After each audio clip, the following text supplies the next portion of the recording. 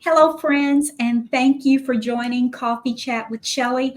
I'm so excited to be here with you today to encourage us all to live happier, more creative lives as we get older. We want to make our Act Two better than ever. Joining me for this August coffee chat is Stan and Stephanie Caldwell. I'd like to welcome you guys. It's Oh, nice to be thank here, you. Shelley. Nice to be here. Thank you for Yes, having me. yes. I am so excited to talk to you about your creative lives. I love the lives that you guys are living. And so tell me, what motivates you to live your creative, fulfilling lives? To live healthier than my parents did, to be able to be cognitive and self supporting a lot longer than they were able to be. Of course, we have more opportunities than our parents and grandparents had. So I look back at pictures of them and I look at a picture of my grandmother when she was 20 years younger than me. And she was a very old woman at that time, but that was kind of like the only choices she had. There weren't many places you could go, things you could do if you uh, wanted some activity. You had to really plan a long I'll trip. be 70 years old in my next birthday, and I've seen I have a lot of friends who've passed on and gone. A lot of people that I grew up with, family that have let themselves go, either work themselves into the ground and Mhm. just kind of just didn't take life seriously, and they're gone, and a lot of them been gone for they Didn't take for care of several years, didn't take themselves. care of themselves, and they're done. I'm thinking I'm 69, and I've got my mother's still alive. She's 93. My father was 89 when he passed, and I am I feel like I've got enough. I got 20 more years maybe, Yeah. and I want them to be good years. I want them to be the best years of my life. I want I've lived this life. I've enjoyed what I've done, and I want to make sure that I'm healthy enough and active. Staying active is the key. If you stagnate, that's when you start going down. When you give up, and Yeah. that's how I've guided my life since especially since I had triple bypass surgery in 2007 when I was 52 years old, and Wow. that was a Yeah. sea change in my life, and I got to thinking about it because that's why your mortality when they put you in on that they roll you in there and they put you under and they cut your chest open. They basically kill you. You're basically and You're dead on a machine. yeah, and so Oh, you're depending, and wow. so that gives you a whole new perspective on life and how precious it is. And Yes. I want to enjoy what years I have left to the fullest. And we did. Yes. And we do. And you do. Yes, And we do. you do. And Yes. Yeah. let's talk about that. Yeah. Let's talk about your hobbies. You guys have some great hobbies and some great outings. You are rock and roll fans. Tell Very me much about so. We decided, I had been telling Stan for 10 years, come 2019, I was going to Woodstock. For the And 50th he kept anniversary of saying, Woodstock. "You don't know if they're going to do anything." I said, 50 years at Woodstock? Yeah, I'm going. If I have to hitchhike, I'm going. So we actually made 2019 our musical fantasy Hmm. year.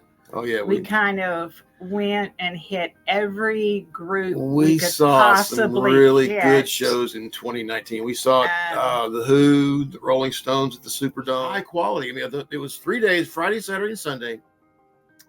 And the first night Friday was Ringo Starr, Edgar Winter, and Blood, Sweat, and Tears. Saturday show was Santana and the Doobie Brothers, and then Sunday that. was John Fogerty, Tennessee Trucks Band, and Grace Pond. It was a great trip. We drove 3 days to get up there, and it was we stayed the first night in Woodstock, Virginia. And how's that? That was no, it was the second. Oh, It was the that's second night. We stayed great. the first Yeah. night in Tennessee. Yeah, and the second night was in Woodstock, Virginia. It's a little town in western what kind of north. They had the same hotel at the Jefferson Airplane, and some of the other bands stayed when they were at Woodstock, the Holiday Inn in Middletown, I think it was. Wow. Middletown, New York. A little bit of a drive, but then we got up there Wednesday, and we had Thursday to kind of for ourselves. So I said, I'm in New York. I'm in upstate New York. I am going to Cooperstown. I'm a baseball fan. I'm going to the Baseball Hall of Fame. You can come along if you want to or not, but and as it turned out, it was a great little drive. Of course, the Catskills are so beautiful. It's Wow. gorgeous. But anyway, it was a great trip. Then we had, of course, the 3 days at so let's go to Gettysburg. We spent 2 days in Gettysburg, and then we spent 3 days in Philadelphia. Saw a show Friday night. Got in the car on Saturday morning with hardly any money left. Got on the interstate at 1:30 in the afternoon on 995 in Philadelphia. We drove pretty much straight through. We didn't stop at a hotel or anything. We just stopped at 27 hours. We pulled into Hattiesburg on Sunday afternoon, and it was great. It was the most wonderful trip. It was the most wonderful trip of life. That one, and then the Puerto Rico trip we took in 2009. Also, that was our kids. That was one of the best gifts our kids have ever. Of course, COVID hit in 2020, and we those for a while, but we get around to about 3 or 4 or 5 shows. We've been to some shows in Nashville. We've been to the Ryman Theater Auditorium, the original home of the old Grand Ole Opry, and then we've gone to we go to New Orleans down that a lot. We just had a show recently. The last show we saw was in Jackson, actually at the Dewey Hall, and it's great. That's a great little venue. Maybe 300, 400 people in there. But music has been our passion. That's really kind of how we met and I'll let you tell that story. We were a blind date to go see Arlo Guthrie on the Riverboat President. We wound up singing Alice's Restaurant with right at the piano. We were right there with Arlo Guthrie. That was on it was a little riverboat trip, yes, and that was our first date. And it was just kind of, we love it first time together. We've been together since early 1982 and married in 1983 down to Leonard Skinner Memorial there in off of I-55 there at down there south of Macomb, which is very nice. And of course, we just like to get out. We're not wealthy or anything like that. We take our resources and take trips when we can and enjoy what we do. We went up to Arkansas for the eclipse it was Stan's birthday. On my 69th birthday, April 8th was the trick. And I got this. I was at the Oaklawn racetrack with my brother. We met a friend of mine from high school at the racetrack. We watched the race. I've never been to the race as a sport. I've been a sport for 40 years almost. It was the first time I'd ever been to a racetrack. It was great. And of course, then we had we did the eclipse, which was on, and my niece's husband had a boat, and we got out in the middle of the lake, and there was hardly anybody there. I mean, there were about 3 or 4 of the boats, but they were way off. We basically had the lake to ourselves, and it was a wonderful experience. So we did that. So you guys definitely don't mind getting out of your comfort zone. So what would you tell others who, they want to get out of their comfort zone, but they're not real sure how to do it or what to do? What advice would you give them? Take the small trip first. Go on a long trip the first time. Go a small trip. You can go on a picnic. Spend an afternoon if you know where there's like a little lake or a creek, and you can have a good time. You don't have to spend a lot of money. You don't have to. But it's not just taking trips. It's taking chances. It's doing something that you haven't done before. It's getting out of the house and planting a garden.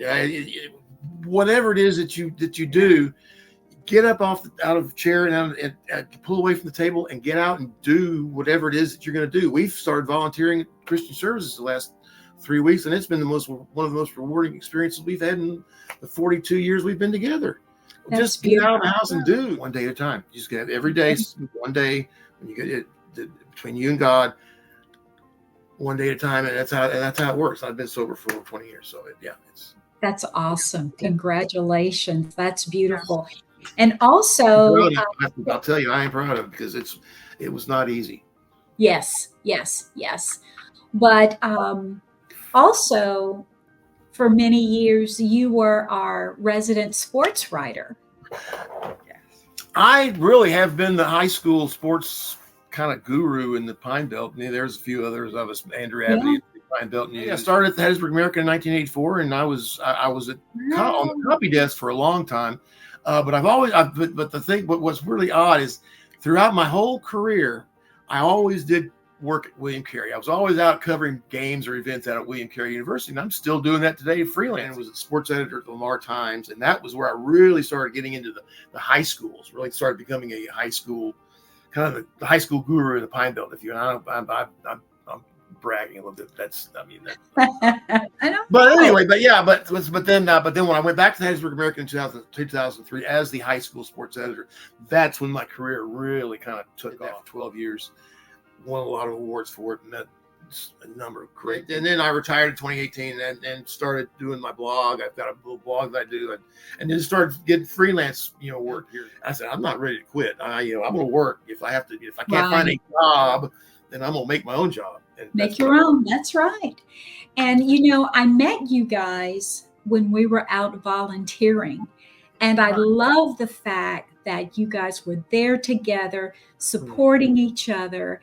And Stephanie, that's a big part of your life too. Time with her. We enjoy doing things together. That's why we married. That's why we got together. That's why we had kids and we have grandkids. Yeah. So we love volunteering.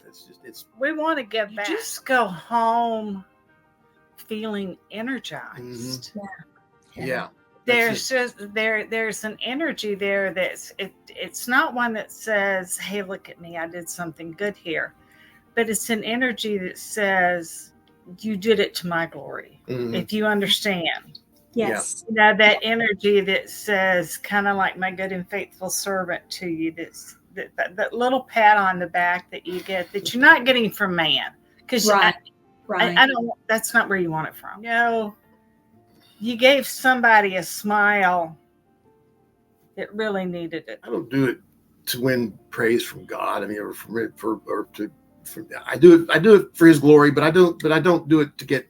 I just do it because it makes me feel good, and it's giving something back to. Yes, giving something that has rewarded me richly. This community has been good to me. The city has been good to me, and I want to give something back. And it's at this age, at this point in my life, I'm in a position where I can do that, and that's what we want to do. And there are so many people who are in that same position that they have so much to give. Mm-hmm. It's going to make our city, our state, our country a better place when we have people over 50 giving back, helping, encouraging, loving on people who may be down on their luck. Mm-hmm. I really think it's beautiful what you guys are doing. Every couple that can get out and do this contributes a little bit more to the social good of the city. Step out of your comfort zone. Yeah. Go one afternoon, walk in, call, say, hey, I'm here. What can I do? Mm-hmm. They'll show you. Just get out there and do it. Once you get out that first time, you'll love it. Yeah. Yes. It calls you back. Mm-hmm. Yes. It really does. It really does. That's beautiful. And I think that's a great way for us to wrap up our interview. I have enjoyed talking to you guys.